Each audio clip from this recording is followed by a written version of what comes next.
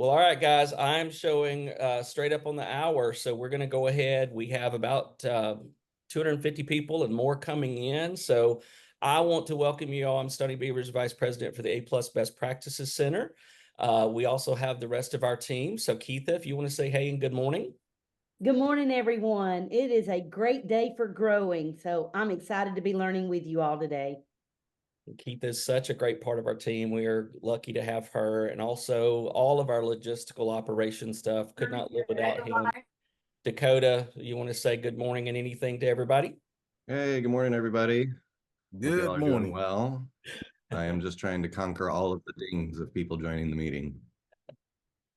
So if you haven't muted yourself, go ahead and do that because we do have a large group and we wanted to do interactive. We didn't just want to do kind of a webinar. So Todd and Steve will be using the chat box. So go ahead and have that open. I just want to welcome you. Thank you for being with us this morning. We are so excited to kick off this year of learning.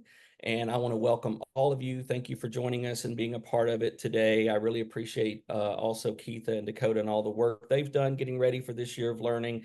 I'm not going to do a long introduction because I want to give Todd and Steve as much of the time as we can. So I just want to welcome you. If you need anything while you're here, have any questions, put that in the chat box. We will give you some logistical information at the end when they finish.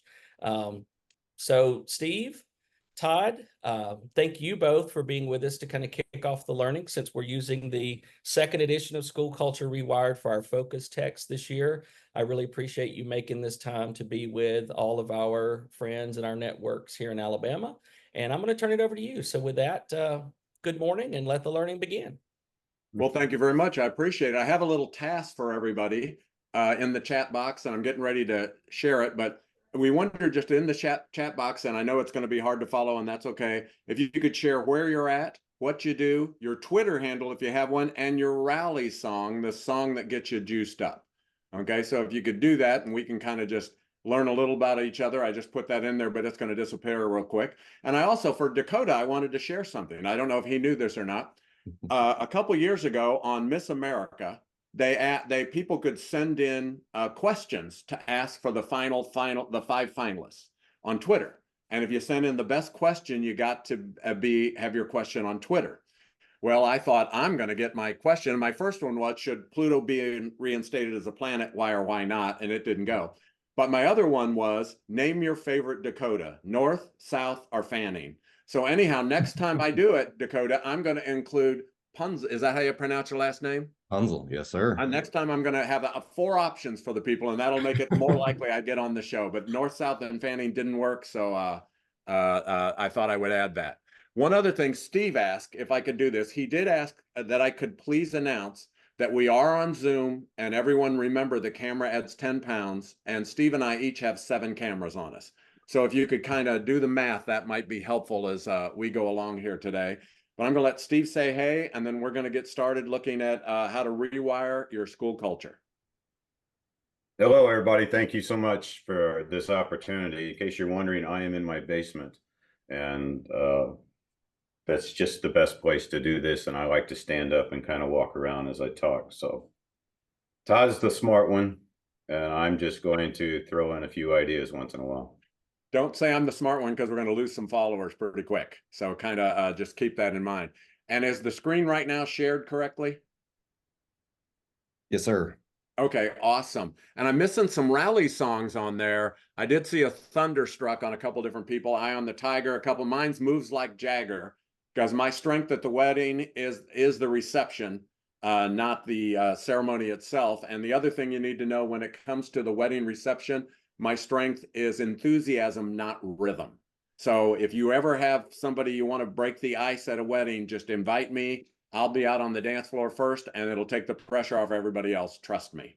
And but we are so glad you're here today and very excited and looking forward to spending some time on School Culture Rewired and just kind of school culture and leadership because they overlap so much. And I want to share something here. I don't know if this will make sense or not, but I want to share one thing with you. The line between culture and leadership is always going to be blurry. And I'm glad we have so many leaders here just looking at all the different roles that people have. And you know, obviously, if people see us, we are a leader one way or the other. But one of the things that always brings it into question, if you ever want to know, is it leadership or is it culture? Because Steve and I have written, I believe it's 5 books together, and the good parts are all Steve's. But one of the things we talk about is how long it takes to change a culture and the exact role of culture and all this stuff. And you need to know, and Steve knows this, I was hesitant to write a book on culture because I didn't want culture to become the next excuse for ineffective people. I didn't want people to go, well, the problem is culture. You know, like people, ineffective people say the problem's participation trophies. It's like, oh my land, come on. Anyhow, they say the problem is culture. Well, actually, the problem's leadership. And I want to give you one example here, and there's no better example than in the state of Alabama right now. Give me a Y or an N. Is anybody here? Give me a Y if you are. Is anybody here a Roll Tide football fan there? Give me a Y or an N on the chat box. Okay, we got a lot of them. Some N's, but some Y's. Okay. There's a few N's in there. I noticed that. So I wasn't going to point them out though. So Steve and I are affiliated with. Steve went to Mizzou, got his doctorate there. I'm at University of Missouri. We're in the same conference. Please take it easy on us when we come down there this fall. Be gentle. But one of the things I want you to understand, the connection between leadership and culture. If you ever think everything is culture, I want to ask my Alabama football fans, since everything's culture, how come they were concerned when Nick Saban retired? Because if it was culture, it wouldn't matter if they put a monkey as head coach. It wouldn't matter if they had someone with no experience. But instead, we realized, well, it probably is also leadership, and the role of the leader is so important. So let's not ever get carried away that everything's culture.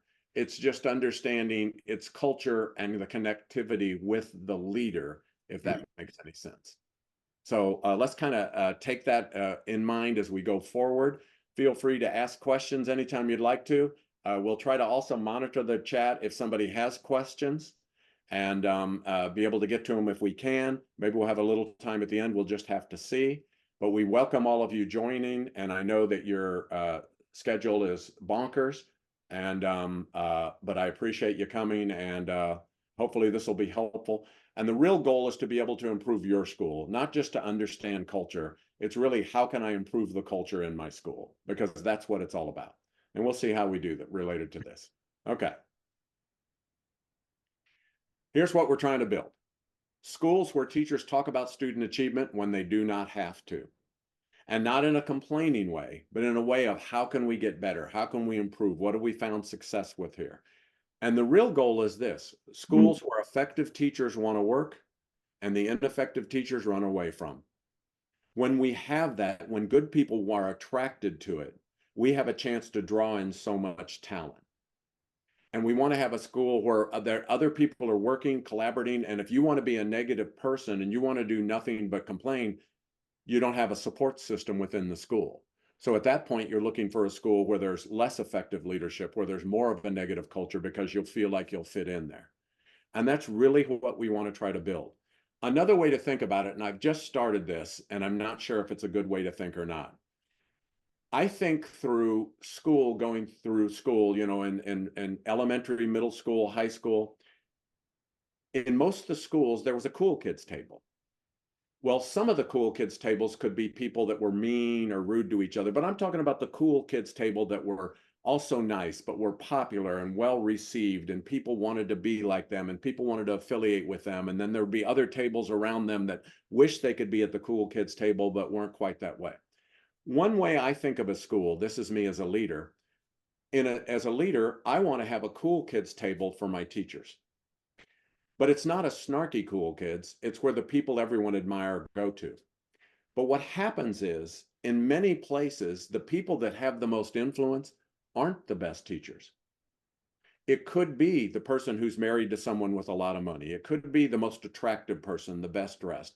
It could be somebody who, one of my favorites is when there's an ex-athlete who's 67 years old and weighs 390 pounds, and they talk about them and they follow them around like they were a junior in high school. I'm talking about the cool kids table where it's the teachers who care the most, who try the most, who are the most successful, who have the most ability to be effective in the classroom. And what I really try to do as a leader, I try to teach people what you can do that will allow you to be at the cool kids table. And there's always plenty of room in my cool kids table. There's not a pecking order. If you treat the kids with respect and dignity every day, you get at the cool kids table. If you greet the kids when they come in, you're at the cool kids table. If you care and try for all the students, not just the students that are also the most successful, you get to be at the cool kids table. And it's just teaching people how to do that. And you can think of that even as potentially a culture in an organization where the people that are the most, that try the hardest and care the most are also the ones that end up having the most influence. And I don't know if that'll make sense, but that's a new thing I'm kind of trying out, and you all might as well be my guinea pigs related to this as we go along. So I saw the email. I think the problem, Jason, is that they're full at 300. I'm going to text them and let them know. okay. Well, after I talk for about 10 minutes, people start dropping out. So I think there'll be room for more. And on the Zoom, one thing is there's no fire marshal needed. Steve, do you want to talk a little bit about the impetus for studying school culture? Yeah, there's a reason why I'm pretty excited about school culture, and it has a lot to do with John Hattie's work, his work in visible learning. It seems as though the variable that it means the most would be the issue of efficacy, the group efficacy, if you will, and that's just a fancy word for self-confidence. And it seems as though we talk about self-efficacy, we talk about group efficacy, what it is, but nobody talks about where it comes from. And that's kind of the piece of what this slide's about, is that if you feel like you can make a difference, it's probably because your peers, your professional peers whom you respect, are telling you, hey, you're pretty good, you're making a difference. It isn't so much the official leadership. It isn't the evaluation. It's the conversations that happen in the hallways, in the parking lot, and in the lunchroom, because that's where culture does its thing. When those people get together and somebody whom you really respect as a teacher says, you know, I walked by your classroom and that was really cool. That was some really good stuff happening. That's the steroid. That's what makes a difference. That's what provides efficacy for teachers. And culture determines who can talk to whom about what. So the link to student achievement, it's a messy one. There's a lot of noise in between there. But generally speaking, in a culture to where the best teachers are allowed to talk to any teachers about student achievement, that's the best place to be. So Todd, would you just click it one more time? And hopefully that makes sense. One way to think about and picture culture, and again, if you're in an elementary school, it could be by grade level. Those would be subcultures, but they still are a culture at that grade level. Or high schools. And I see we have a lot of high school people on here. Do any of you have high schools, that departments that have become kingdoms?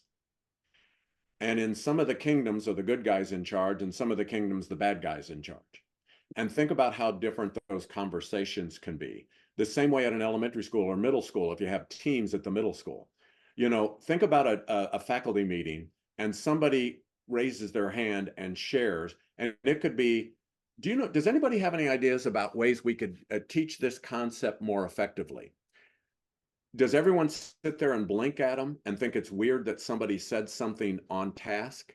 Or do people start to share concepts or ideas, or even not necessarily handle them all then, but somebody goes, I have a couple ideas if you want to touch base after the meeting? Or could you do you have departments or faculty meetings in which somebody complains? Well, them complaining isn't the culture. Potentially the reaction to the complaining is the culture.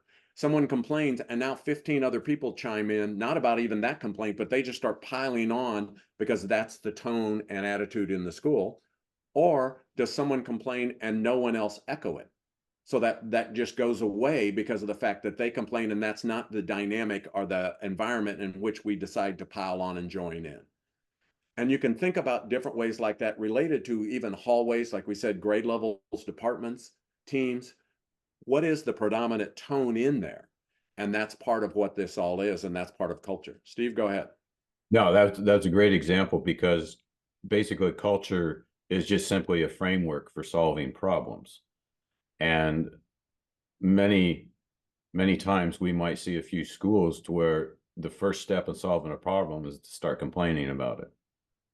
And that's if you only have a few people who complain about it, that eventually dies. But if you get the right people, and I mean right, the ones who are socially connected, and if they start complaining, then it becomes a virus. Right. And by complaining, it can also be identifying and also looking for solutions. Complaining doesn't necessarily mean just a continual negative focus on that. It's, do we want to solve the problem, or do we want to use the problem as an excuse for not being good? You know, Yeah. I always think Schools the like best having teacher in a problems. school. Excuse me. Go ahead, Steve. I apologize. No, it just, some schools, some groups like having problems because it does give them something to complain about. Yeah. I always say the best teacher in a school knows more about the background of a student than anyone else, and they never use it as an excuse. The worst teachers in a school don't even know the background of a student, and they always use it as an excuse. And it's really just, are we trying to grow, or are we trying to hold people down? And that's part of what that is. And that goes along with the whole culture. Steve, you want to expand on the organizational culture explained? Yeah, I don't want to try to define organizational culture because it gets messy. But if we can just explain what it is, hopefully this makes sense. That anytime a group of people spend a lot of time together, they develop these roles and expectations. More than anything, they develop unwritten rules for each other. I put a lot of time together in red, just simply to let you know that there is no specific time, but we are hardwired to be together, to work together. And so a culture will evolve, it will emerge, it will evolve. And the more time we spend together with each other, the possibly stronger that culture begins to get. If you go to the next, go to the next slide. Yeah. To me, this is something that is very important to help you understand what culture is. Not only what it is, but if something is part of the culture. And if you think if something is part of the culture, then don't do it one time. I use the example of professional learning communities, and I don't want to make it seem like it's a negative perception. But if you really think that professional learning communities, or PLCs, are a positive contribution to why your school is so good, then my challenge to you would be to not do it one time. For whatever reason, just make up a reason, it doesn't matter. But 1 week, if you meet 1 week, just making the announcement, send it out to people that PLCs will not be meeting this week. And then see who complains. See who cares. If PLCs are a big part of a positive school culture, then they will meet anyways. Even if you ask them not to, they'll go sneak off someplace. They'll go find a closet. They'll go find someone's room. They'll shut the door. They'll go to somebody's house over the weekend. If PLCs are really that big of a deal and they're part of the culture, they'll do it even if you ask them not to. Now, if it's not part of the culture, most of the teachers will be glad you didn't meet. And they might even voice that in the hallway, say, good, now I can get something done this week. You'll know something's part of the culture when you don't notice it anymore. And like we said earlier, when you do it, when you don't have to, we talked about if you find yourself talking about student achievement in the hallways or in the parking lots or at lunch. And again, I'll go with those three venues often because that's where culture tends to do its thing. When we're meeting when we don't have to, the meeting after the meeting, that's when culture is whispering in everybody's ears what's really important around here and what we should do next. And if you find people are talking about student achievement around the water cooler or the copy machine, that's pretty cool. And the ineffective teachers can't stand it. And that's one way to chase those people off. Another way to know if something's part of the culture is when you don't question why you do it. You just do it.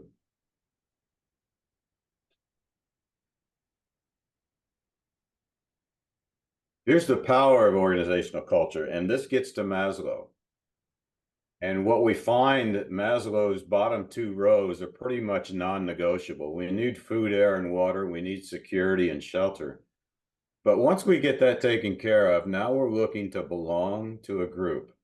And that's the power of culture. We mentioned earlier that we're hardwired for culture. This is pretty much what it means.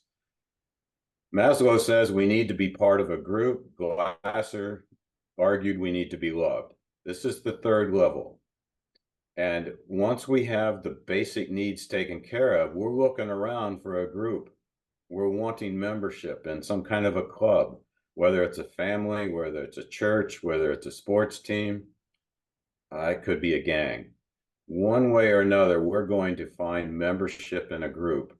And what makes this interesting is that the group you have chosen to be part of will now define self-esteem.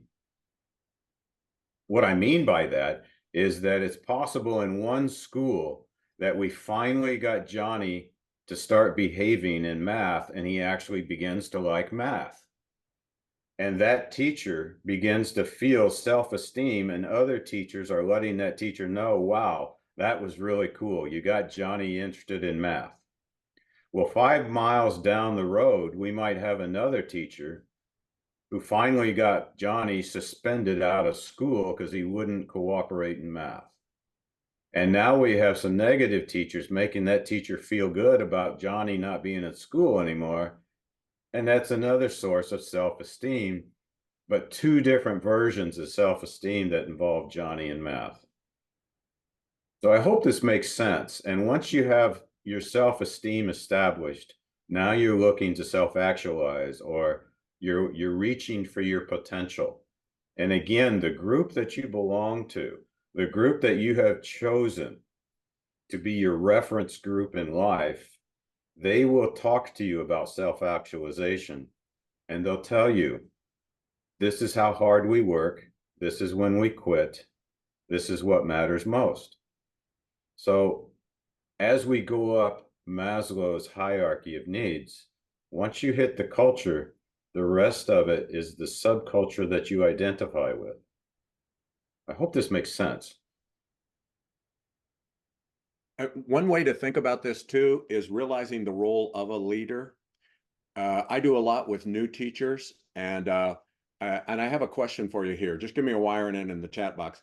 In your schools or your school district, depending on what your position is, when you have new teachers, do they get assigned mentors? Just give me a wiring in. I just want to get a sense of Alabama there. Okay, good. It looks like for the most part they are. Okay, now I have another question. Did you know there's one word that determines in the other 49 states, we'll see if Alabama's the same or not. There's one word that determines in the other 49 states how mentors are assigned. Does anyone have a guess what that one word is in the other 49 states, how mentors are assigned? Does anybody have any guess? Experience? Age? Best? Seniority? Chance? Experience? Funds? Request? Veteran teacher? Okay. Do you know the number one determinant of how mentors are determined in most schools? It's convenience. Who's at the same grade level? Who's in the same hallway? Who's the same age, same race, same gender? Do they coach or not coach? When's your plan time? And understand this. When I assign a mentor to you, if you're a new teacher and I assign a mentor, who am I telling you I hope you can become at the pinnacle of your career? So if I assign you a mentor, who am I telling you without telling you, I hope you become at the pinnacle of your career? Anybody have a guess in the chat box there? Who do you think I'm telling them I hope they become like? The mentor, since that was the only person in the story, that should make that easy. The mentor. So if I give someone average, I'm hoping they become average. If I'm giving someone to someone who's negative, I'm hoping they become negative. We mentioned departments that have become kingdoms. Understand this. If I'm somebody and I'm new and I'd like to be in charge, I'd like to be an influencer, and you assign me to a department that has the negative people are in charge, if I want to become in charge of that department, what do I have to become? Negative. See, we can't have this. It has to be so much more intentional if we really want to rewire and alter our culture. And it's so essential that we do that. We have to assign people to the very best people. And that also creates a subculture, a positivity, a subculture that we can grow on if we're trying to change the culture itself. One thing I can tell you, your school has a welcoming committee. I just hope it's one that you had an influence on, because the most negative person always has a matching bowling shirt for the new teacher so they can join their Tuesday night gripe league. They always, and the shirt fits perfectly, and they're always recruiting. So we have to have the positive people that are also always recruiting with much more intention. And since a formal leader, the principal, hopefully is behind that and supporting it, we can actually begin the alteration of our culture each time someone new comes. One thing you've heard me say probably ad nauseum, you've heard me say is the number one goal when you hire a new teacher is for your school to become more like the new teacher, not for the new teacher to become like your school. And if that's not your goal, you've been hiring the wrong people. But when you hire somebody that you want your school to become like, link them with people that can also help the school become like that, if this makes any sense. There's an intentionalness behind altering a culture, as just like there is everything else, if this makes any sense. Okay, Steve? No, that's a great point. And Todd, what you usually talk about also is the degree to which we visit with people at the interview. And that's when we start changing the culture, when we're talking to the candidates at the interview, and we let them know, would you be interested in working with this particular mentor? We have one selected. And by the way, I might even have that mentor meet with that teacher early on, very early on. In fact, be the first person at the door. Because like Todd said, the negative people are recruiting and they dress professional, they show up on time, and they would love to take the new teacher to lunch and let them know how we do things around here. But at the interview, I think I get this right. At the interview, you let that new person know, would you be willing to work with this mentor? And I wouldn't be afraid to say, we have a few crazies in the building too that I need you to avoid. Yeah, we do that. We just don't mention Steve's name. Yeah, exactly. Because I have a way of sneaking in. Right. But it's really important that the group that you want to be the influencers continues to grow. And it can grow naturally, but it can also grow with some nudges and support. Think about this. If your school gets a new student, or the best teacher in your school gets a new student in their class, they pair them up with another student to teach them what to do or what guidelines are or what expectations are. They don't do that randomly. They may pretend it's random, but it's not random, and it's the same way. And that's so important. Induction of a new teacher starts during the interview, and if you miss that chance, you miss the best chance you're ever going to have. You literally have wasted that interview if you don't use that as a way to begin induction into the kind of culture that you want to have develop in your school, whether it's there or not, doesn't matter. Okay, Steve, you want to share this? I think this is a really important point, which is maybe a little counterintuitive. Yeah, the strength of the culture. This is something a lot of people get confused on. And if you say that you have a strong culture, you haven't told me if it's good or bad. You've only told me it's difficult to change. If you have a weak, you haven't told me it's good or bad, it's effective or ineffective. A weak culture just means it's easy to change. Most people are not on the same page. So to say that you have a strong culture could be that you have a negative strong culture or positive. But if you're going to change a culture, it needs to become weak. And that does not mean I need it to be ineffective. And as a leader, What I'm trying to do, if I'm going to weaken a culture, especially a strong negative culture, what I'm doing is casting some doubt out on the values and beliefs. What is it that seems to be driving these people? I put a little bit of doubt in there that causes it to be weak. Now I can change the culture once I've weakened it into something different that is now strong. That makes sense? You know what's hard to change is a cult, which may have something to do with culture. I'm not positive. And what happens is that cult is very strong. And it could be, everybody can use their superpowers for good or evil. But when they're linked together like that, what happens is then everything outside the culture is wrong. Everything outside the cult is wrong. Everything inside the cult is right. And that's a very strong culture. One thing in every school, it's really interesting. Changing a school is a little easier, I think, than changing other organizations because you have the natural start of the school year. Just think if you worked at a bank and you said, I want to change the culture. When do you do it? A Tuesday in April? There's no natural weakness then.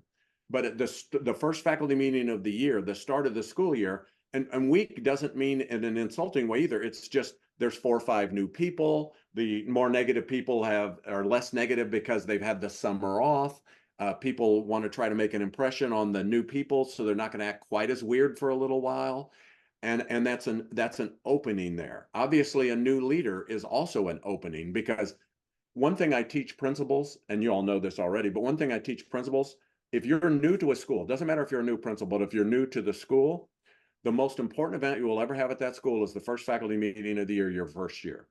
2 reasons. One is because teachers are on better behavior at the first faculty meeting of the year than they're ever going to be at any other point in time. And 2 is you're still undefeated. So all of a sudden, teachers are more willing to listen, more open. Even if you're thinking, no, they're not, they're negative. They're not as negative as they were. A new leader doesn't see the before. They don't get to see the whole before. And so when that new leader's there, that is an opportunity. Well, if unfortunately, if someone didn't teach you that the first faculty meeting of the year, your first year, is the most important event you'll ever have, the second most important event is the first faculty meeting of the year, your second year. And the third most important event is the first faculty meeting of the year, your third year. Because do you see how there's new people? They don't have emotionally reserved seating at the faculty meetings yet. There's chance for that opportunity. There's more hope than there was. Even if it's been a negative leader for 8 years and there's not a lot of hope, there's more hope on day 1 than there is on day 160 if we go back to the same way. So that weakness of culture is an opportunity. It's not necessarily a negative description. It could also be seen as an opportunity, if that makes sense. But it also would be vulnerable. If a school is really good, had a great leader, Alabama right now, and I'm talking about in generalizations, Alabama's football team, do you see how their culture could be a little weaker because there's a new leader and people aren't as sure, and some people bolted, you had more people leave, you brought more people in terms of the transfer portal, and that doesn't mean it couldn't end up being a better culture, but you realize it's more vulnerable to alteration at that point than it might be at a different point, if this makes any sense. I don't know if that's helpful or makes sense or not, but food for thought. Yeah, and again, when we talk about strong cultures and change, it's easier to change a culture than it is to change your mind about a culture. Because the only place culture can exist is in your mind. And when it comes time to changing a school, it's quite possible over a period of a few years, you have actually made the school a lot better, but it's very difficult to actually change the minds of teachers and community that you have gotten better because their mind was set decades ago. And that's how come storytelling is so incredibly important. This is going to be a quick story. I do something called the Friday Focus, if any of you read Motivating Inspiring Teachers. And I took over a school in Jefferson City, Missouri, that's reputation was horrific, deserved, but horrific. My Friday Focus is my staff memo, and I believe it's my belief system in front of my teachers. And I have to have my belief system because they're sharing their belief system in the teacher's lounge. And I remember after 3 weeks, and I'd send my Friday Focus, that's always positive, there's never bad news in writing, and would always be positive things about my school. And I'd send it to everyone at central office, all the other principals, everybody in the school, bus drivers, cooks, custodians, everyone. I remember after about 3 weeks, people at central office were going, man, I've heard great things about your school. I've heard things are really happening there. And you know what I thought? Well, you heard it from me. But that was the only message they were getting. And that becomes a powerful message for them. That's opportunity then, because there's a change and all of a sudden they're going, man, I'm hearing good things. Well, they're hearing them from me, but that still has an effect on the fact that potentially the culture, if that's the word you want to use in that circumstance, is beginning to possibly alter. Okay. And Steve, you want to talk about culture busters? Just a little bit, and I'll let you talk about Sean in just a minute. But basically, if you want to see how strong your culture is, you got to poke it a few times and just see how hard it pushes back. And here's a couple ways. I think we had a few more in the book, but just some ideas at your next faculty meeting. If they're pretty boring and droll and just nothing but assignments handing out, then try to have fun once and see what happens. See if people like having fun at a faculty meeting. Set some silly string out on the tables and don't say anything. Just see what happens. The custodian won't like it, but they might have a laugh. Role play bad behavior sometime. That's in the book. There's a good example of what that means. I could go into it, but it's a pretty long explanation. But visiting another school seems to happen a lot when people are wanting to change their school. They'd like to go out to another school that is supposed to be doing a lot better. And so they'll go out and visit schools. If you ever do that, don't pay so much attention to the student work in the hallways or the flowers outside. Listen to how the adults talk to adults. That's the culture. That's how you're supposed to act around here. And when the adults talk to the adults, especially in the informal settings, that's where you can get the best idea of what kind of a culture we should have. Todd, tell them what Sean did. I'm going to mention one thing too related to the other school. Make sure it's a school that you want your school to become like. Don't just randomly choose one because it's a new school. You've heard about the building and facilities. My first basketball coach, I was in Keatsville, Missouri, which is a suburb of Brunswick, which is a joke in Brunswick. Anyhow, Keatsville, Missouri. I had the nicest, most cooperative basketball team you've ever seen in your life. Nicest kids in the world. I'm still friends with almost every single one of them. They didn't know what hustle meant. And the 15 of us in a gym could never figure out what hustle meant. And I had to bring in other people I knew to practice with it for a day just so they could see what hustle meant. I needed to take my kids to another school and see another practice just to see what hustle meant. And once we learned what hustle meant, I could start having some examples within the school that I'm within my team that we could use to demonstrate hustle. But I didn't have a way of doing that. And I needed an outsider, or we needed to go outside of our own environment to do that. And that was very helpful.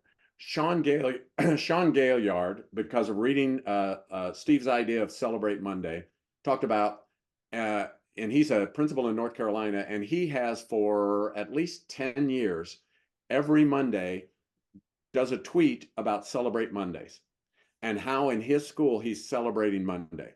Well, it has caught on literally worldwide, and people share what they're doing on Monday to celebrate Mondays, to make it, instead of everyone immediately thinking of it in a negative way. And Steve always used the example of, it isn't Monday. It's the way we think about Monday. Because if it was Monday, then retired people would dread Monday. But instead, they actually are happy on Monday. They like to point out to other people on Monday, you know? And so, and anyhow, he shares that, and all over the world, people use the hashtag on Twitter, Celebrate Mondays, and it's ways they've done it in their schools. Well, one time, one of the astronauts in the space shuttle saw Celebrate Mondays, and he tweeted, and to Sean, the reason I'm celebrating Monday is right now the space shuttle's going over the Florida Keys where I live. And that gave me a reason to celebrate Monday. So it's not only national and international, it is whatever space is spatial. Anyhow, but that's an example. And Celebrate Mondays is not something you have to copy, but Celebrate Mondays is the idea of this. However, if he did it 2 Mondays in a row and quit, that would not affect the culture at all. That could have been positive Mondays, and there's nothing wrong with having a positive day.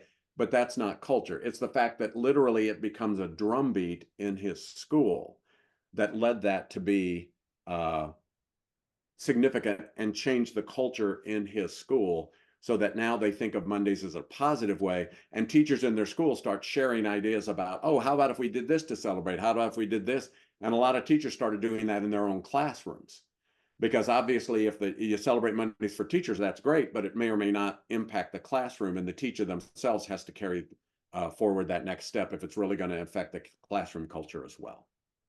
Okay.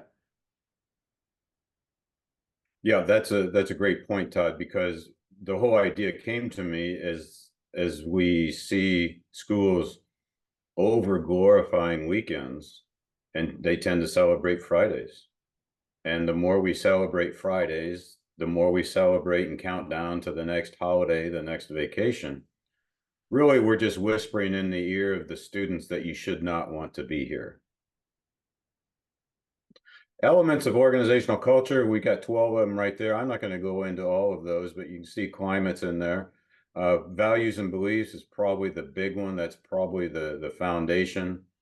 And I think in maybe the second or third book Todd and I wrote together, we got into that just a little bit more. The next slide, Todd, the elements of organizational climate, the reason we... Yep. Bill. Steve, I've got to mention something in the chat. Dr. Michelle Wilson mentioned celebrating Mondays chases away the Sunday scaries that some teachers talk and post about. Absolutely. Thank you. Thanks for sharing that, Michelle. Yeah, Brilliant. absolutely. And in fact, I think Sean actually gets some conversations going on Sunday evenings on Twitter or whatever that's called. The elements of organizational climate, these things are important. They're not culture, but they feel like culture. And sometimes those people in charge will say, we need to fix the teacher satisfaction or their attitudes or the morale of this building, which is fine. There's nothing wrong with addressing that. And once you have fixed those things, that's great. It probably is a better place to work, but you haven't really touched the culture yet. And if you know why satisfaction or morale is low, it probably has something to do with the culture. And you can temporarily bring warm donuts to the workroom, and everybody's going to feel great. And you could probably do a climate survey right after the donuts were eaten and get some pretty good responses. But 10 minutes later, they're going to be back to where it was. So I just brought this slide up to your attention to let you know that these are fine things to look at and to pay attention to, but it's not really what we're chasing. And realize, you know what the culture is? You bring donuts, and that's exciting for one day, and the next week they complain because they didn't have the jelly filled ones. And then the next week they're mad because theirs has a hole in it. I mean, it's realizing how culture overrides that. But there's nothing wrong with doing things that perk people up for that day, and that can be a gateway. One other thing that I wanted to mention it back when we talked about the culture weak versus strong. One of the things that Steve and I think, agree on, but might not. And if he starts to disagree, if somebody at headquarters could mute him, that'd be great. But anyhow, one of the things that I feel like is if you would like to change the culture, there are two things you never say aloud. And those two things are change and culture. Because the number one descriptor of a culture is it does not want to change. And if you say, I'm going to change you, it immediately burrs up and gets stronger because it does not want to change. You cannot directly attack culture in that way. It's like me saying, listen, you all need to be quiet. I don't want to hear a peep. What do you want to do so bad you can't stand it? Peep. I know because your head was going to explode. You were not going to peep until I said, I don't want you to peep. Culture is the same way. You cannot say, and I'm not talking about you and your assistant principal talk about it. I'm talking about to the organization, we're going to change the culture here. I guarantee, you know what the negative people are thinking? No, you're not. And so don't strengthen them by providing a common enemy like we're going to change the culture. That doesn't mean that isn't a goal of yours. That doesn't mean you don't share it with one or two people and think, how can we do this? But I would be cautious of using that as a way to think that that's going to bring about cultural change. I think it actually causes the opposite, in my opinion. And Steve, I don't know if you have any thoughts on that, but that's my opinion. I wanted to get my thoughts in first. Yeah, absolutely. That's right on point. Could you imagine? Could you imagine going into a Southern Baptist church and going up to the front and say, "Okay, folks, tomorrow we're going to be Catholic," and that's pretty much what Todd is alluding to, because culture is your professional religion, and you don't want to make a lot of noise. And I would make the same argument with any kind of school improvement initiative or strategy. It needs to be quiet and it needs to be incremental, because we don't want to wake up the culture. The best If we want to change it. If we don't want to change it, then that's maybe different. the best offense is one that doesn't trigger the best defense. So we don't want to wake them up too much. We're going to come in the side door if we're going to mess around with the culture. Yeah. Slide, Todd. It's like at the first faculty meeting of the year saying, you know what, because of all the veterans here who are so resistant to change, I brought in 6 new people who are going to lead us in the right direction. Let me know how that one's going to go. Yeah. One of my favorite things that Steve has put together is this slide right here. Steve? Yeah, this is the slide probably why I was born. And I have found that since I started studying culture in 1996, I have found that I keep coming back to this. And I might not be doing a very good job of it, because some of the people that I know have attended my sessions, excuse me, are still struggling with this. So I'm gonna try to do my best here. The difference between climate and culture. And I'll just take a couple of minutes. Again, it's in the book, but to me, if you don't get past this, the rest of it doesn't make sense. We try to pretend like we're talking about a person. The climate then would be the attitude of that person, and the culture would be the personality of that person. Now we know which one is more difficult to change, because if a student came, if a student was referred to the office for a discipline problem, which would be easier, to change their attitude or to change their personality? And chances are their personality is what let the attitude come about. Another way to think of it is climate as the fever and culture is the immune system. That would make change the virus. Climate's how we're supposed to feel. I realized in the beginning I said climate is how we feel, but collectively it's how you're supposed to feel. So I don't care if it's Monday, I don't care if it's Friday, I don't care if you had a great weekend, I don't care if you have great plans. This is how we're supposed to feel in this particular building. So if you come dancing through the hallways Monday morning because you had a great weekend and everybody else has their eyes halfway shut, nursing a coffee, they're probably going to look at you, roll their eyes, cross their arms. They're going to find a way to let you know that we don't get too excited around here on Mondays. So that's the difference between Mondays and Fridays. Culture gives Mondays permission to be miserable. Like Todd said, if you're retired, Mondays are pretty cool.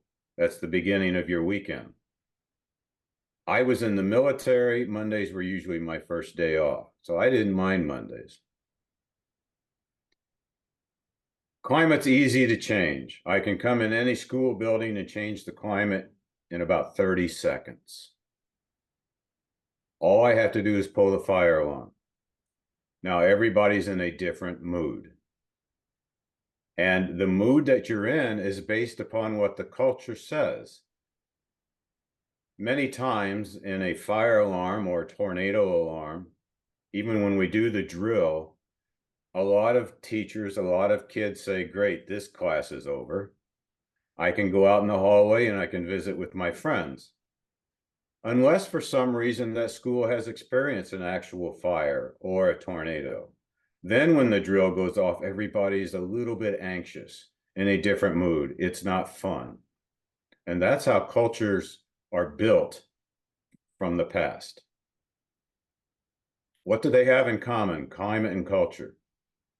They're both in your head. That's the only place climate and culture can survive. Everything that you see around you is just an artifact of either climate or culture. Does that make sense? Did I do that right, Pat, or did I miss anything?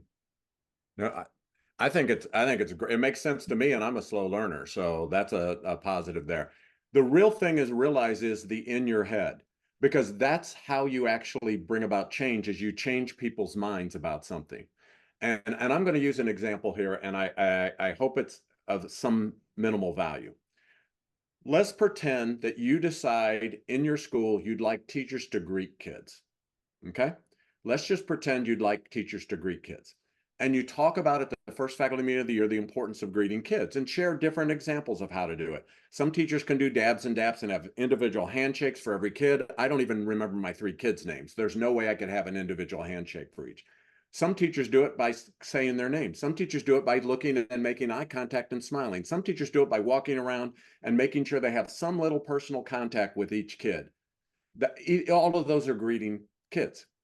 Anyhow, if you talk about this at the first faculty meeting of the year and explain it in that way, I guarantee you'll have a higher level of teachers greeting kids at the start of the year.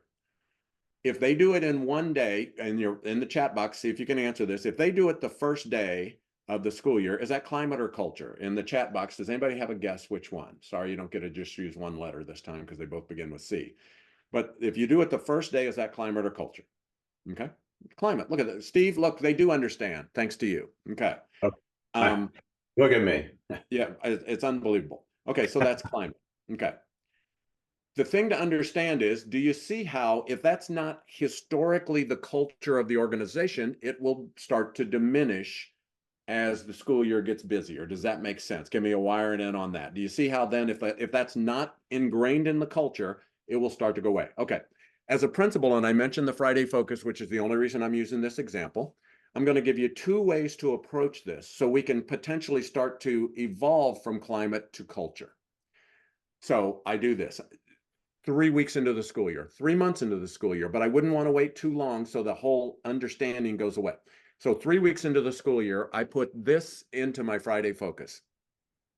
I'm the principal. I write it for my teachers, bus drivers, cooks, custodians, secretaries, everybody. I put this in my Friday focus. Hey, gang, I screwed up. I screwed up. I need your help with something. Today, I'm walking down the hallway and a kid looks up and goes, "Hi, Mr. Whitaker." And I realized I forgot to greet that kid. And I need you to all be my conscious, because as you know, I'm very wired and I never know what's going on anyhow. And so if you could keep an eye on me and make sure I greet the kids, that would be really helpful, because that was one of the things we decided on. And I realized I've already screwed up. So keep an eye on me and make sure you see me greet the kids every day, all the time. If you could do that, I would really appreciate it. Okay, wire and N. Was that about me? No. Okay, did I offend anyone? Who's the only person that screwed up? Who's the only person that ever screws up in my school publicly? Me. Was that a reminder? And did I offend anyone? The only person that could be offended is me, because I'm the goofball. So then a couple weeks later in my Friday focus, I write this. You all are amazing. Earlier this week, I'm walking down the hallway and teacher after teacher is greeting the kids, making them feel welcome, making them feel important, making them feel special. I don't know how you all do this at this time of year, but it sure makes a difference in our school. And I'm going to tell you a secret. You all are the reason the students like coming here to school so much. And I'm going to tell you one other little secret. You all are the reason I like coming here to school so much. Thanks for what you do.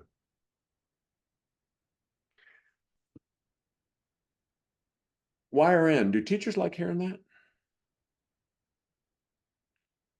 Okay. Have I insulted anyone? Guess which teachers, and this is a little more involved answer in the chat. Guess which teachers think I was talking about them? They don't all think that. Which teachers think I was talking about them? It's not all of them. Which ones? It's not the negative ones. No, no, no.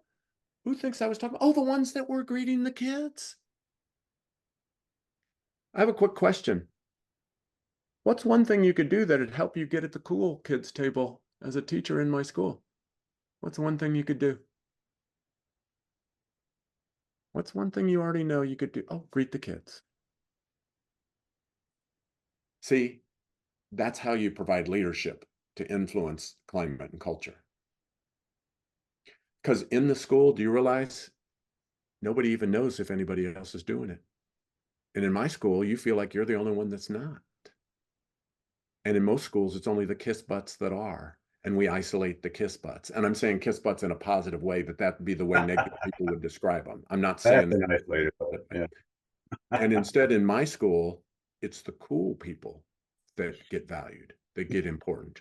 And guess how many people there's room for at the cool kids table? Everybody. And what's one thing you can do? And you can slide right up and get a prime chair, greet the kids. Do you see the difference between climate and culture? And do you see the role of leadership in that, if that makes any sense? Well, with that in mind, Steve,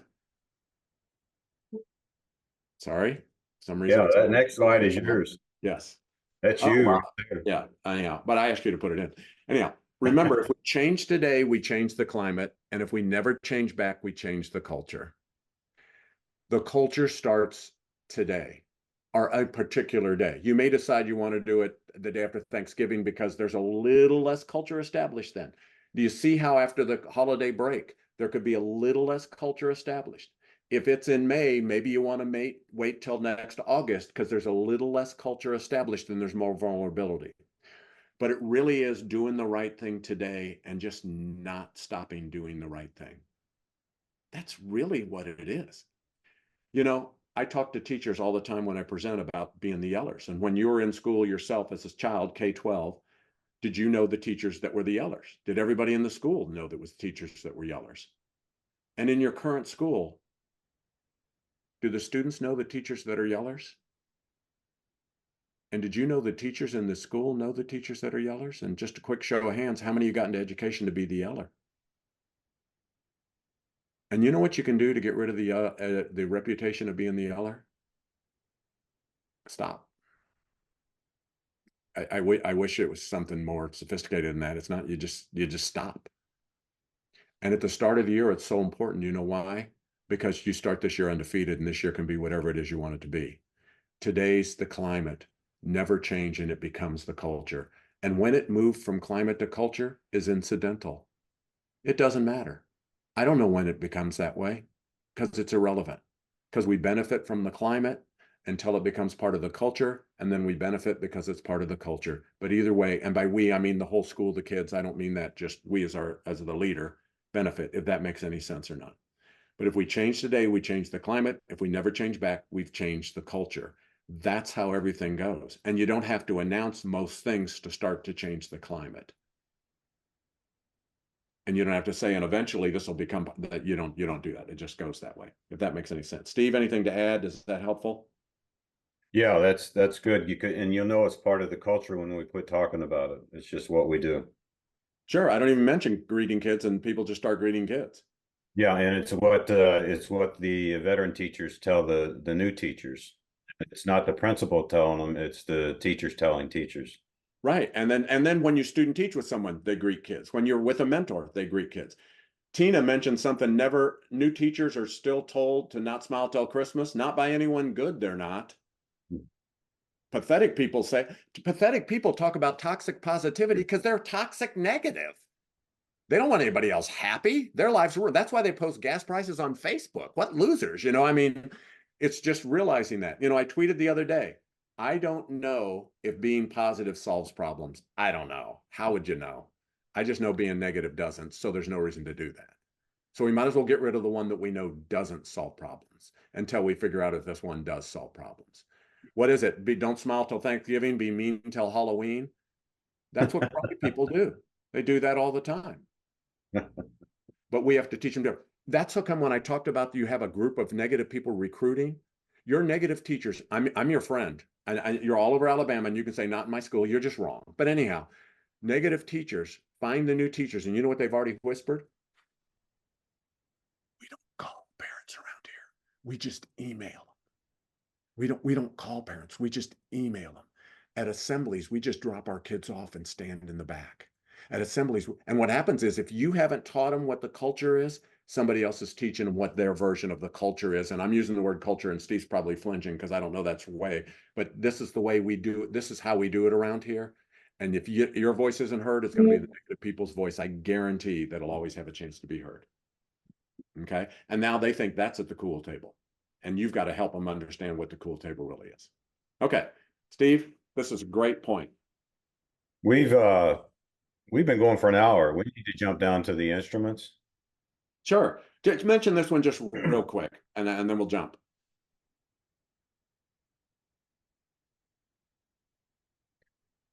What are we looking at? Oh, yeah. In any culture, you can't create a culture. Any organization can't create a culture. There's already one there.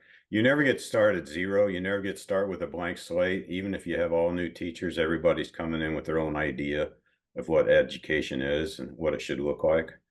And this can get me fired up too. So I don't know if that's why Todd brought it up, but it's just, you hear out there, I'm going to create a culture of caring. I'm going to create a culture of learning, create a culture of whatever, of happiness. And the whole idea, it sounds like you're going to create about 12 different cultures this year. And you can only have one. There's only one. I'll get in trouble with this too, and I'll say that there's no student culture, there's no community culture, there's no parent culture. If there was, it wouldn't matter anyways. It's the teacher culture is what decides what we're going to do next. The interactions among the faculty determine what's going to happen next. You can have a meeting in the superintendent's office. You can have a meeting in the principal's office. You can have a faculty meeting, but I guarantee you after those meetings, there's a meeting in the parking lot. And there are teachers gathered either in the parking lot or in somebody's classroom, or maybe they went to someone's home and they're discussing that meeting that just happened.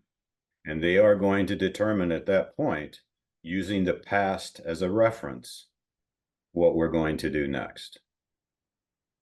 And you can't stop those meetings from happening. That's not the role of the leader.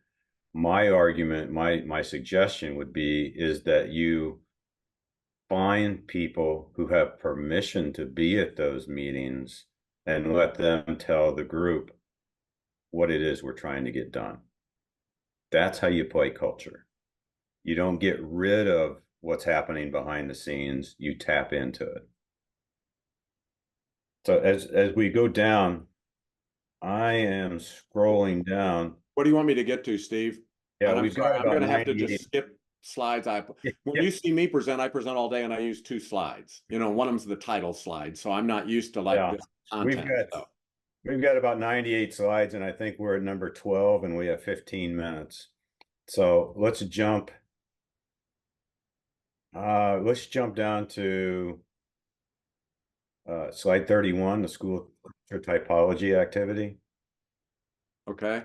You can see my skill here in jumping. Is this what you meant? How about that? Yes. And I just want to remind people that there are activities that you can do in the book.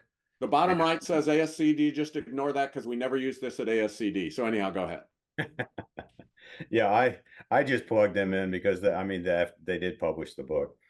And what with these activities, you're more than welcome to do any of these activities. Obviously, they don't cost anything to do.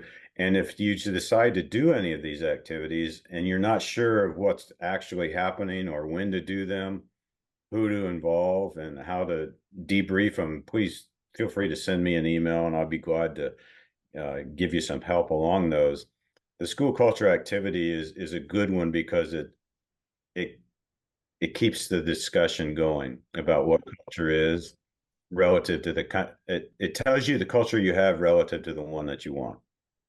And it's something that you probably do about mid-year once everybody's had a chance to, the dust has settled and everybody has a chance to see what's happening this year.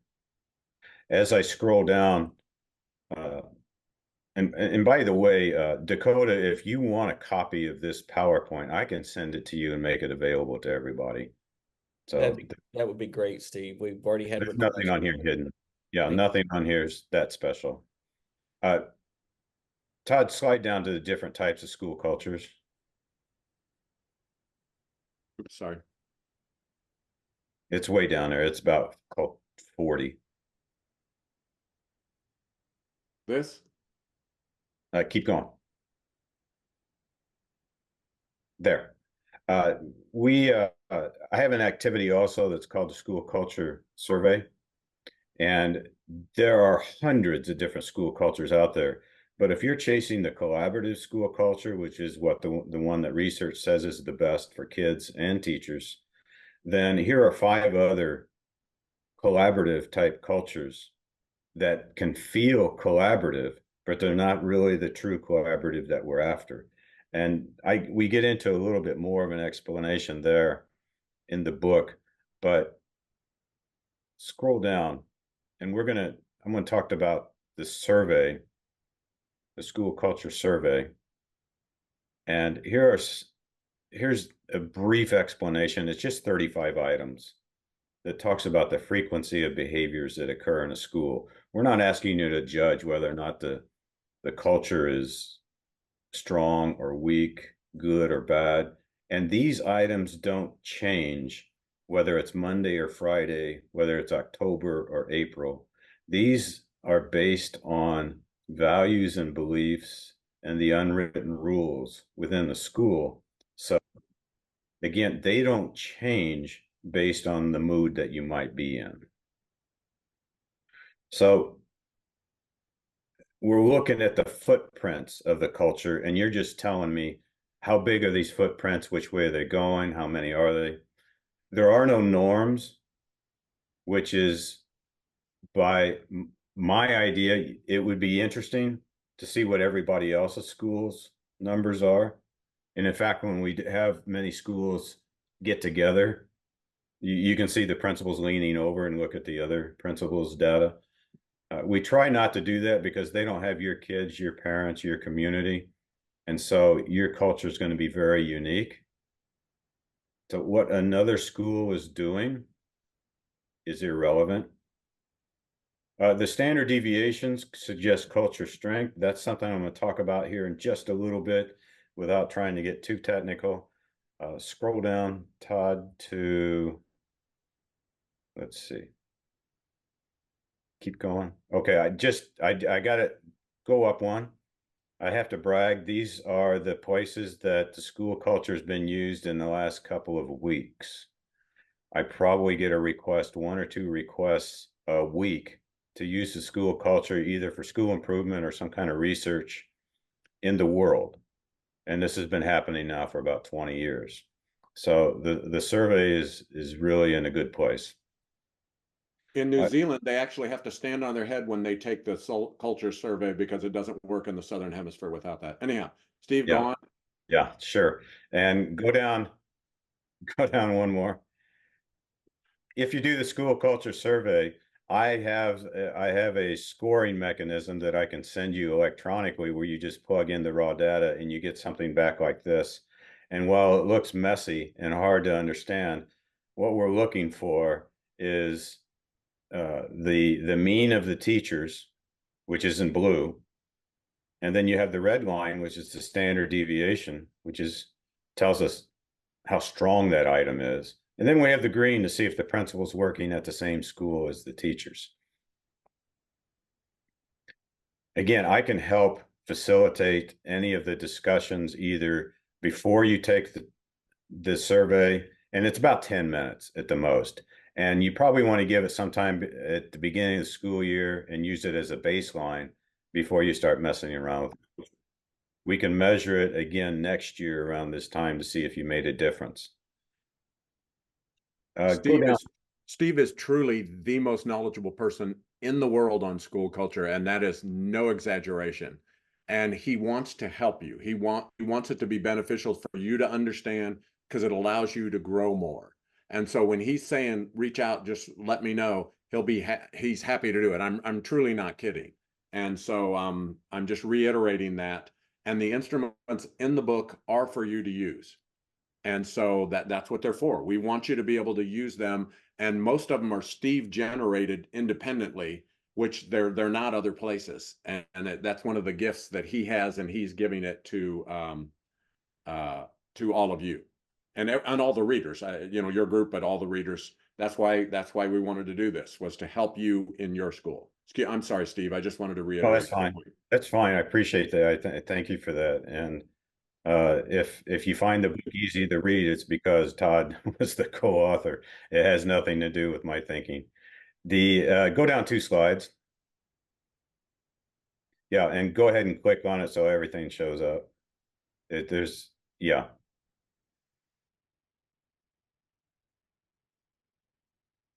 On culture, weak culture.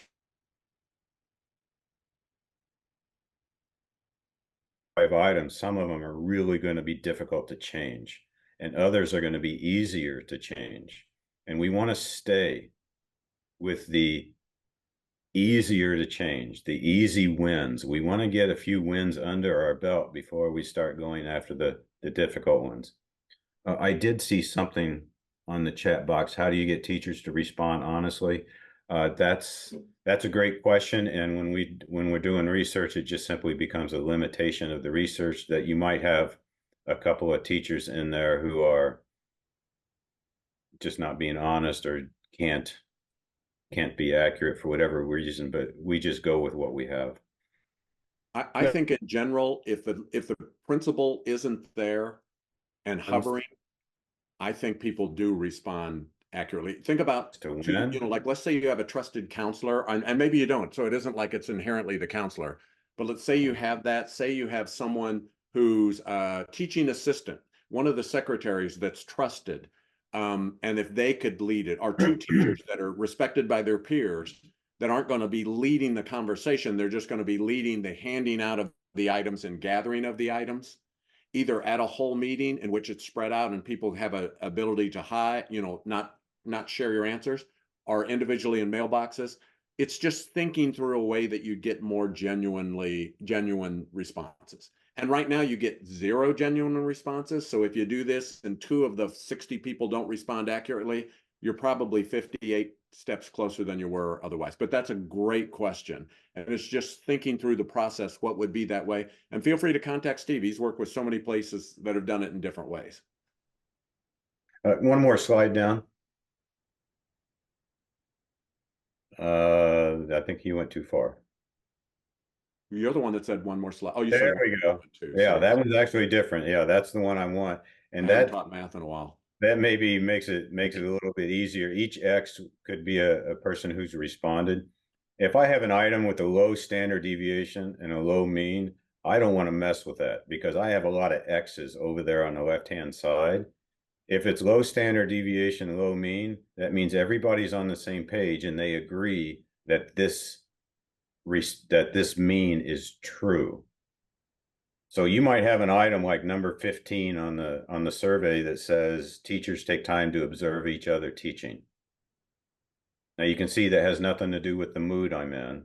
And if I'm a good teacher or a bad teacher, I'm probably going to let you know the truth. Number 15 is typically the lowest. That's why I know what that is. But teachers take time observing each other teaching. That's a low standard deviation, which means everybody agrees. And my argument would be, if it's a low standard deviation, not only is it that everybody agrees, but we like it that way. And so the last thing you want to do as a school leader is try to push on the items that have the most strength. So I'm going to go for the items that are easy wins, high standard deviation, high mean, which means it's a pretty good item, but they're all spread out. And I have a few teachers who just don't see it. And what I need to do is raise the mean or lower the standard deviation. That's an easy win. All I have to do is get a few of my better teachers to help the ones who don't see it, see it. That's pretty much how it is, how it works out. I'm going to, and if you look at the next few slides, again, you can have this PowerPoint. It goes into the process of how you can determine your easy wins. In this particular example, number 2 and number 9 seem to be items that are pretty high, but they have high standard deviations. I don't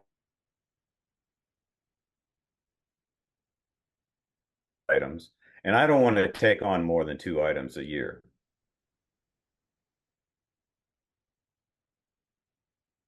For When a you make couple of progress in some areas, a lot of times you make progress in all areas. Yeah. Yeah, we're just trying to get some wins under our belt so that when we do want to address a difficult item, maybe a year from now, we've got some wins under our belts and people you understand the strength of the culture. As I go down, scroll down to who owns what, Todd. It's going to be a while. It's going to be a couple. Again, this is the process. There it is. This is another activity. This was developed with a principal friend of mine.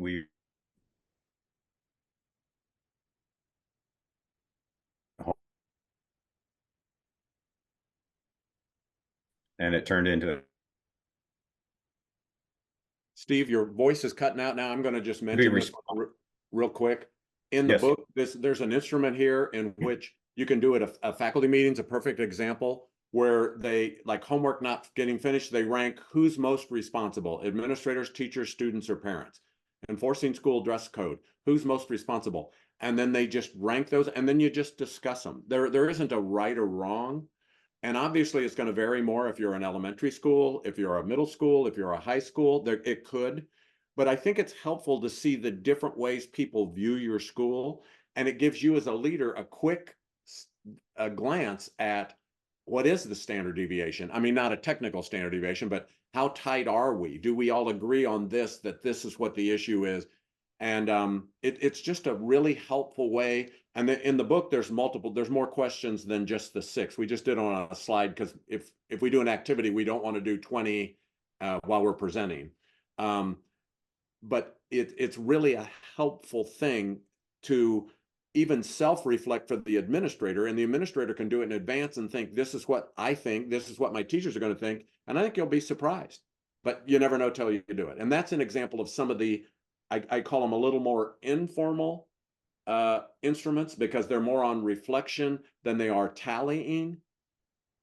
But they force conversation. Steve, I didn't mean to cut you off. The wasn't working. No, that's exactly what I was trying to articulate, and you're so much better at this. And I think we're getting near the end of the time, and I know they'd mentioned something about the last chapter of the book that pretty much was written by you, and it's Leadership Matters. And do you want to? It's only like 4 pages, so do you want to just close it out with why leadership matters? Sure, I can try. I was going to actually address a question in there, but maybe it'll all fit together. If it's 4 pages for me, that's 1 sentence. So exactly.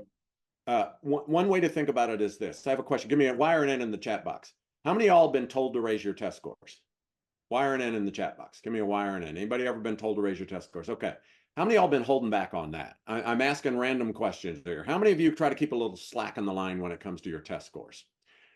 You know, what's interesting is y'all have your test scores up as high as you know how to get them because they're selfish. But I have a question for you here. And this is kind of culture, believe it or not, this is a way of thinking indirect. Okay. What percent of teachers in your school, this is a number you're going to have here, what percent of teachers in your school would like their job better if they were better at managing their classroom? What percent? Just put a number down. What percent of teachers in your school would like their job better if they were better managing their classroom?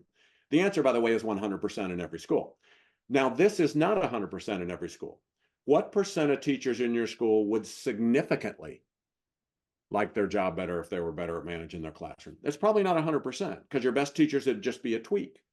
What percent would significantly like their job better? Put that in there. 60, 80, 20, 45, 90. 15, and you're guessing. 65, that's okay, you're guessing. I have a question for you here. Which of these two things do you think you have more ability as a principal to influence?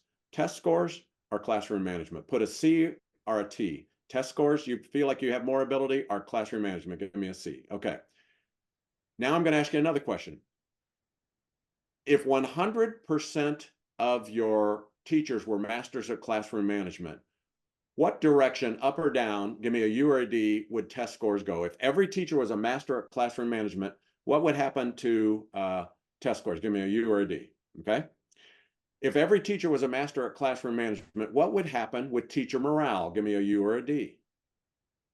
If every teacher was a master at classroom management, what would happen with teacher retention? Give me a U or D.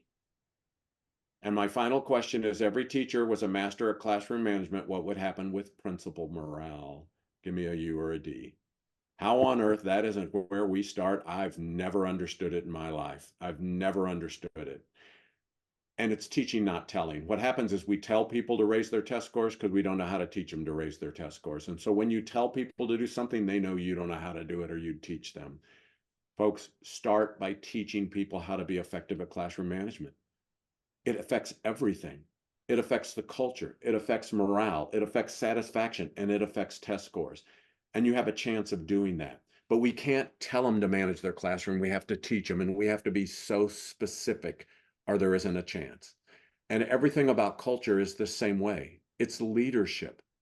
It's teaching people how to do it. It's teaching them how to treat people. And role modeling is not enough because everybody in your school is a role model. You just have a few people you hope nobody's looking at. But everybody's a role model. You have to teach people explicitly how to do it. Don't tell them, teach them, and they will do it. The reason I know it is because classroom management is selfish. If any of us could get the kids to behave better, we'd get the kids to behave better. If any of us could get our own kids to behave better, we'd get our own kids to behave better. But instead, we tell people, we don't teach people. And if you start teaching, think you're at a store with your children. I'm there, a complete stranger. You're at a store with your children. I'm a complete stranger. I tell you to get your kids to behave better. How do you respond? Either like this or with one finger. But if I taught you to get your kids to behave better, you follow me around like a dog in heat, rubbing on my leg, hoping there's something else I can give you. And that's what leadership is. And I want to just share one little tiny thing. This is one little tiny thing you can do, just one thing. I want you to go into your best teacher's classroom when they need it, not when you need it, when they need it. You may both need it the same day. We've had Tuesdays that were the longest month of the year. But I want you to go into your best teacher's classroom and leave one note. I want you to leave one note. And I want you to leave a note that says, I was sitting down in my office and I forgot what school was. And I wanted to come into your classroom so that I could remember what school was. Thanks for being here for all the students. And thanks for being here for me. How many of you have never received a note that nice in your life? And you married someone. I mean, so keep that in mind. Folks, that's part of what leadership is. But that has to be a drumbeat. It has to be in everything we do. The questions you ask about what about a challenging person, whatever, treat people with such respect and dignity that when other people say bad things about you, there's a chance they won't believe them. That's how everything starts. It starts with our actions. Then we teach other people the actions, and we teach them why we do the actions, and we show them what the actions are, and we teach them. I don't let my teachers call parents till I teach them what to say when they call parents, only because I don't want it to go wrong. That's it. I don't want them to lose their confidence. And that's that same thing as a leader. You can take the culture anywhere once that trust gets established. But I'm not talking about 3 years. I'm talking about 3 days. And that's how it starts. It all starts with you. Steve is the genius on culture. He truly is. You're not going to have a better resource than him. And I'm not taking away from Stoney and the crew here. I don't mean that in any derogatory way. Steve is, contact him. Ask him what to do. One of the things he and I say, and you can contact me anytime you want to. I don't have any people. My website's toddwhitaker.com. I wish I had people. On Twitter, I'm at Todd Whitaker. Steve's at Steve Gruner. Contact us anytime you want to. One thing we can tell you, as long as you're on the side of the students, we're on the side of you. And I know that Alabama is in great hands with the people that are here. You want your school to be better, you want to be better leaders, and you want the world to be better. Our job is not to reflect society, our job is to cultivate society. And we're never going to get better students till we get better adults. And it all starts with leadership, because everything is leadership. Thank you for being a part of this. Contact Steve and I anytime we can. And just thank you for working to make a difference each day. It's incredible what you do. Leadership's really hard, but it really makes a difference. So we just like to thank you for letting us be a part of it, and thank you for what you do every day in your schools. It's been an absolute treat. Thank you. We're getting lots of thank yous in the chat box, but I want to try something I've never done on Zoom. We may break it the rest of the way, Dakota, but I'm going to give you on the count of 3. I want you to unmute and actually give Todd and Steve an applause, and then mute yourself back again. So 1, 2, 3.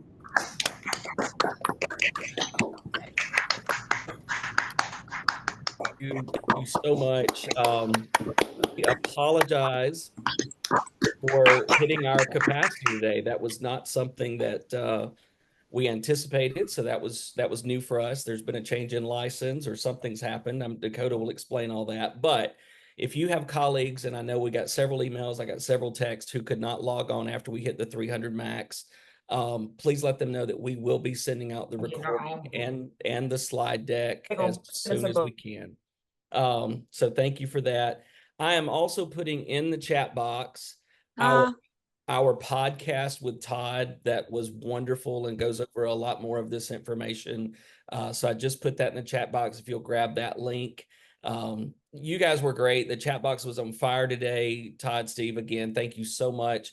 We will be diving a lot more deeply into all of this throughout our network meetings this year, and actually looking at the instruments, using the instruments, coming up with a plan about which 2 of those items we want to kind of address with an implementation plan. Todd's put more of his information in the chat box if you want to grab that. I want to give it to Dakota just for a minute. In a second, if you look at the screen, you'll see that there is a discount code. I know that some of you in regional in-service centers, they may help you pay for the books or do that in a different way. We do not order books because we are a nonprofit and not tax exempt. So we ask the districts or schools to do that. But Todd has given us a discount code if you order directly through ASCD.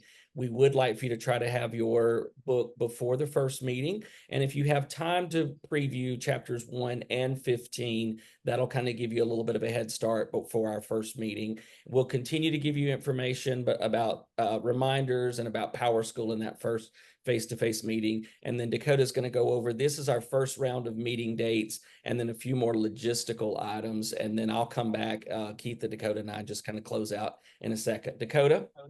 Yeah, so this morning was my literal nightmare, and I am so sorry for the Zoom technical difficulties. That has never happened, and I own that, and that's on me. So just reassure all of your colleagues that weren't able to get on that they will have the recording. This doesn't impact their professional development credit or anything like that. They will be still on track. So Dakota, yes. when next time Miss America, we're going to pull you off the list of favorite Dakotas. Then, that's right. apparently. That's right. I'm going with South. That's just me. You all right. make your own decision. But we will share Power School information. This year is a little bit more complicated because of the high quality professional learning. So we're going to go over that in person, just so that there's no mistakes once everybody gets into Power School. But these are your regional meeting dates. If you have a conflict with your home region, you are welcome to attend any of the other dates throughout the year. Just please communicate that with me or your regional in-service center director, so that way we can send you the right registration link and communicate the right date and details to you. And you will receive periodic emails before every single face-to-face meeting. So if you ever have a question, feel free to reach out. We already signed up for the Oxford one. Will it matter? Ma'am. Oh.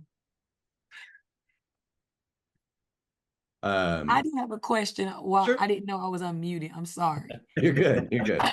What's that? I'll undo my camera so you can see me. So I signed up for the Oxford September 26th one. Mm-hmm. Can I switch and go to Alabaster instead?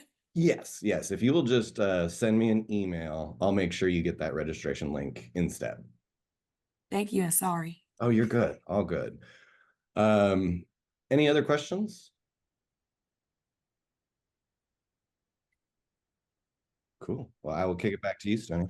All right, Dakota, thank you again. And Keitha, everybody that was with us today, Todd, Steve. Yes, another question? Okay, so, all right, so that ASCD, the Leadership Summit, the Women's Conference thing. Okay, So Dakota, if you can go back in it, there we go, mute people. I will just say, as we wrap up, because we're at our time limit here, if you have any questions, let us know. Again, we will get the recording and the slide deck to all of you. I did put another link to our podcast with Todd. Some of you had said you had trouble with the previous link. So that just takes you to our podcast page, and then you can scroll down and find the one with Todd, which is a great follow-up for today and a good prep for our next meeting. So thank you all. It has been wonderful to have you with us today. Again, Steve, Todd, thank you. If you have any questions, we'll stay on for a little bit longer, but the rest of you have a wonderful rest of your day and a great opening to the school year. And we will see you in our face-to-face networks. If you have other colleagues or people who still want to join the network, please tell them that there is still time and we would love to have them in. So y'all have a great day. Thank you so much.